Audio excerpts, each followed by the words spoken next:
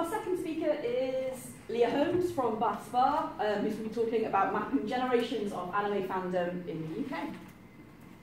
Good morning. So, with something like this, I think the best thing to do is for me to start where it all began at the beginning. So, the beginning of this was me reading the work of Hiroki Azuma, who has written about Japanese otaku culture. And as I was reading it, very early on he talks about generations of otaku in Japan, and he specifically identifies three. So Azuma's three generations of otaku, the first were born around 1960, introduced to anime through Space Battleship Yamato and Mobile Suit Gundam in their teenage years. Their interests were also sci-fi and B-movies, and they were the ones who shaped what became otaku culture. The second generation, about 10 years later, inherited and developed the otaku culture that was created by the first generation. The third generation, then again another 10 years later, in around 1980, in their teens were introduced to anime through Neon Genesis Evangelion. They're more interested in mysteries and video games, and because of the rise of the internet, their fandom was more based on the internet, and they had more interest in computer graphics as opposed to traditional illustration. So I was reading this in 2011-ish. I had at that point been quite active in the UK anime fan scene for coming up to 15 years, and here's evidence of that. Oh, there should be another picture there. It's not there. Yes, that's my first cosplay there, and in 2011 I had a picture of my, at that time, most recent cosplay, but it's not there. So I started to think, by that point Azuma's research was about 10 years old, and I thought, firstly, it seemed like there were parallels, because I read the description of the third generation, and I thought, that sounds a lot like me.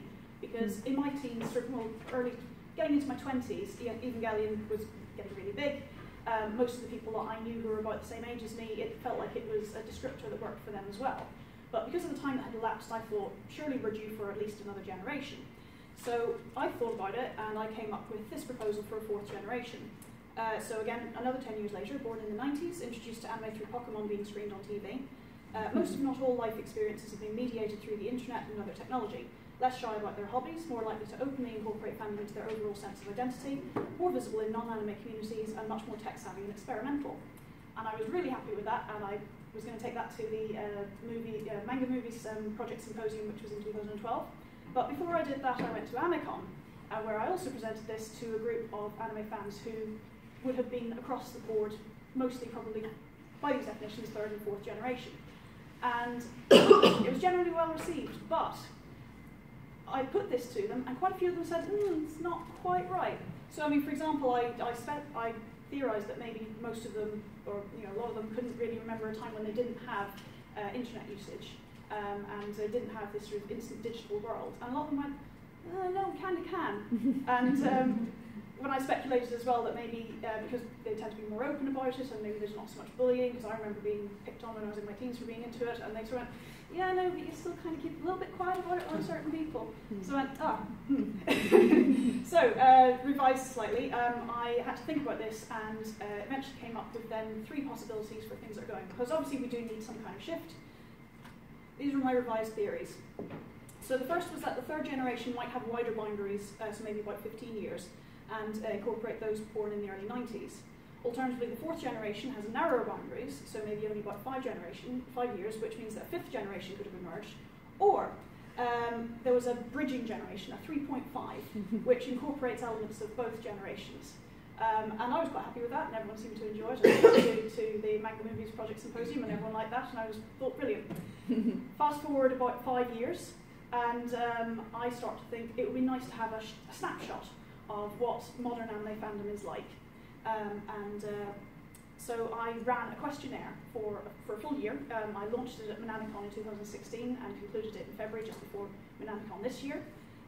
It was mostly quantitative. I asked about demographics, for example. It was age groupings by about 5 years, gender identity, sexual identity. I asked about things like education levels, and also ethnicity. I also asked about things like attitudes and things they thought they had learned about Japan by watching anime and by engaging in anime, and other interests they had related to Japan. So the survey was promoted through flyers and the contacts from AnimeCon, KitaCon and Amicon, which are the main fan-run conventions last year. I specifically chose to only promote AnimeCons because I wanted to get what I thought were active fans, and I felt that going to conventions involves social investments. That was the easiest way to do it. Unfortunately, the number of respondents I got just by doing that was a little bit low, so I thought, Facebook. So I boosted my respondent numbers by sharing on Facebook because I felt that was probably the one that was easiest to control. Yes, respondents were asked for demographic information, entry points to anime, their favourite anime series and movies, modes of engagement with fandom, and their wider knowledge of and interest in Japan. I got 256 respondents in total, 197 of those were complete. The ones that didn't complete all filled out the first page, which is the demographic information, fortunately, so I still got all of that. Again, there should have been an image there. Oh well.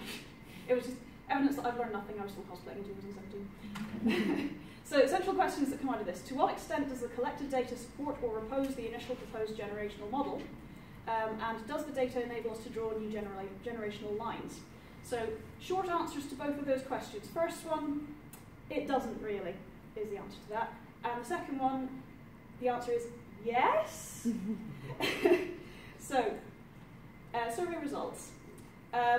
Firstly, there were a lot of commonalities across all the age groups, which I thought was surprising. So the one thing that did surprise me quite a lot was that every single group, the main way that they said they discovered anime was seeing it on TV. Every single age group. And this went all the way up to 50 plus.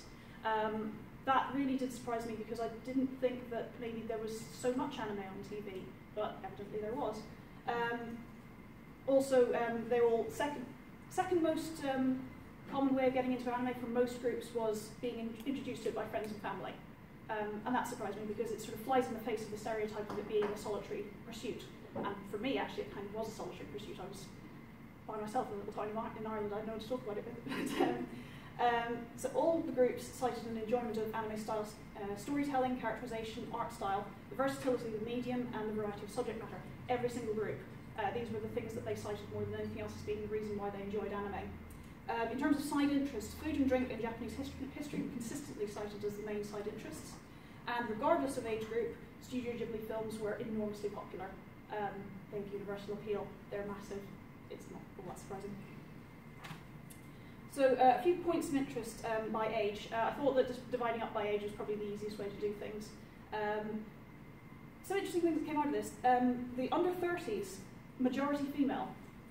That really did surprise me. I mean, I do remember going back to when anime cons were very, very much male-dominated, and the story I like to tell people is about sitting in the foyer at one AnimeCon and going through a list of all the people who had registered, and counting up how many women there were and how many men named Chris there were. And there were more men named Chris. And even when I looked at the numbers as a whole, it was pretty much 50% male, and the rest was female and other gender identities. So it then surprised me to break it down by age to see that the under 30s, it's actually majority female. I believe it was age 25 to 29 was 55% female. That group also is the most diverse ethnically even. They have the highest proportion of bisexual, asexual, non-binary and transgender people. All groups are well educated with a high proportion of bachelor's degree holders all around. But the 25 to 29 age group has the highest proportion of master's degree holders. Younger age groups consider the sense of community in anime fandom to be a key factor in their enjoyment of anime. Older groups don't really mention the community at all. And there were people who were in the younger age groups who did specifically straight up say, I like the sense of community, I get it from cosplaying, I get it from hanging out with my friends, and it's just as big a factor for them as any of the texts themselves. Under 40s specifically enjoy the otherness of anime compared to Western entertainment media. Over 40s more widely proportion enjoyment of the storytelling, characterization, or artistic styles. And all groups have related geek interests, but there are shifts from one group to the next. So the under 30s were more likely to cite an enjoyment of video games. The 30 to 40-year-olds named comics and collectible card games. Over 40s, more about tabletop RPGs and science fiction in general. This isn't to say that if you were outside those groups you didn't have that interest, it's just that those were the ones that most specifically cited those as being side interests. So entry points. Over 45 cite Marine Boy as their main entry point, and that's overwhelmingly Marine Boy. The 35 to 44s list early manga entertainment releases like Akira, or 80s hybrid cartoons, so things like Mysterious Cities of Gold, Ulysses 13-1, which were French-Japanese co-productions, or things like Robotech and Battle of the Planets, which were Japanese texts which were taken and cut up and edited and made into a new thing. So it was the original animation, but with their own story. 30 to 34 is a combination of kids' TV. At that point, it was Pokemon, Cardcaptor Sakura, and late night screenings on BBC 2 or Channel 4. So BBC 2 in a sort of art house slot showing things like Akira. Channel 4 had the late license slot on Friday nights where they showed things like Legend of Four Kings, Cyber City Oedo, Tokyo Babylon, things like that. Pokemon is the main entry point, overwhelmingly, for all groups under 35. That's not terribly surprising. Pokemon was huge.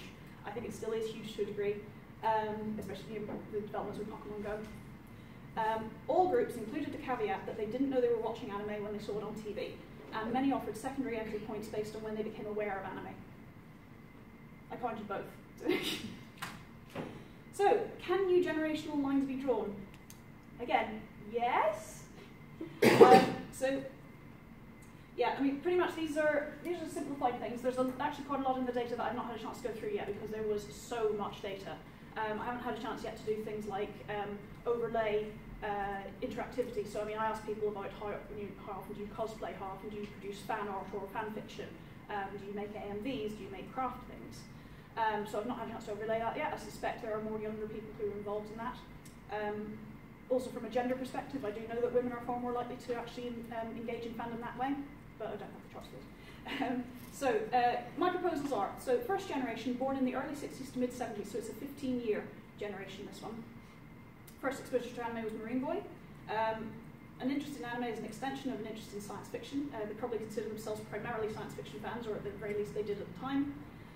Probably got involved in early anime fandom through Anime UK, and may have been at EasterCon in 1990. This is significant because EasterCon 1990 is considered to be the genesis of anime fandom in the UK. That was when Anime UK, as a first of all fanzine, which then became a magazine, was set up. It was the beginnings of things like news groups. Yeah, you basically consider it to be the starting point for it. Second generation, mid-70s to early 80s, so little under 10 years this one. First exposure to anime through hybrid cartoons of the 80s like Battle of the Planets, Mysterious Gold, Ulysses 31, etc. Interest later reinforced by early manga video releases, particularly those aired in the art slots on BBC 2 or Channel 4, as I mentioned before, the late license slot. Technology is a key related interest, particularly video games. This is the group that I consider myself to fall into, so I'm surprised myself by discovering I'm second generation and not third. Third generation, born mid to late 80s. So again, this is a short generation, possibly your bridging generation, as mentioned before. Beginnings of the Pokemon generation, but we're just as likely to see late night TV screenings as anime in kids' TV slots, so Cardcaptor Sakura and Dragon Ball Z, which were also big at the time. Interest reinforced by the relatively major release of Ghost in the Shell. Ghost in the Shell, there was a lot of talk about it in the anime fan scene. I believe it's probably talked about quite a lot in more sort of general art film circles as well. But probably the really big thing was the Academy Award for Spirited Away. I remember Spirited Away being released in cinemas, but it was a very limited release. It was art house cinemas. And after that, I think Howl's Moving Castle, I think, was the one that got the more mainstream cinema releases, and everything kind of went up from there. And fourth generation, born in the early 90s onward. This one is a little bit vague. I don't know when this one's going to finish. The survey that I did, because it was mostly done at anime conventions, most anime conventions are 18 plus. So I only had one person respond to the questionnaire who was under 18, and I would feel really bad about using them as representative of their group. So I don't know when the fourth generation would end, if it has. But very definitively introduced to anime through Pokemon and general mainstream exposure through other cartoons, dedicated TV channels, large events like MCN Comic-Con, and Japanese-style video games. These are very easily consumed and obtained now. MCN Comic-Con is enormous. I live quite close to the Excel Centre, and the crowds of people all in full cosplay getting on the DLR that weekend is incredible. We're seeing as well at this point cartoons which are not Japanese, but which are strongly influenced by the Japanese style, so things like Avatar: The Last Airbender, Ruby to an extent, a few other cartoons which have picked up the aesthetic. This group is very social, possibly even to the extent of considering the fandom more important than the medium itself. Again, these are the ones who are saying that they consider cosplaying with their friends to be as big a factor in their enjoyment as watching any particular title. So there are a few problems with this type of research, which I ran into in the process. I'm just sort of going to talk about them now. So firstly, my sample size is relatively small. It wasn't as much as I hoped it would be, but I broke 250 and that made me happy. It becomes especially problematic when you break it down into age groups, because some of those groups were incredibly small, especially the older ones. There were only 4 people in 50 plus, and I believe 40 to 45 was 5 respondents, and 11 at 45 to 50. There's some loss of accuracy due to questions requiring respondent interpretation, judgment, or memory.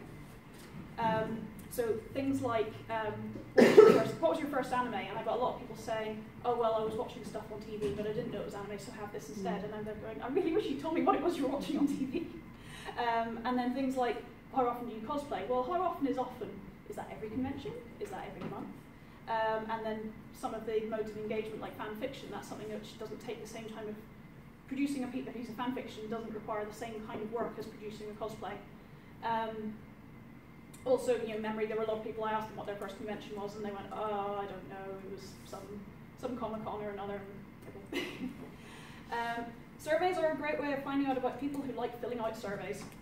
I became very aware of this. There were a lot of, because I know there were a lot of people who I would have loved to have gotten their perspectives, but they didn't complete the survey, or they came to it and sort of stepped away from it. I'd taken email addresses and I'd gotten consent for contacts, so the ones who had started but not completed it, I did email them back and say, hey, would you mind filling this out? I'd like to have your data, and some of them didn't come back to me, some of them did, but then just didn't fill it out. I can only assume they just got a bit tired of filling it out. And also, high numbers of university graduates in results, maybe due to researcher sympathy. I brought this research to Minamicon and presented it, and someone in the audience actually pointed out, do you think maybe the reason why there are so many bachelor's and master's degree holders is because you were on Facebook saying, hey, this is for my graduate research, and people went, oh yes, I remember what that's like, I shall support you, which is probably quite true. So, as I say, there's still, I think, quite a lot of work I need to do with this, but I've got an interesting start to go with. I would love some perspectives on other ways that I can look at this data and analyse it. So, that's me. Thank you very much.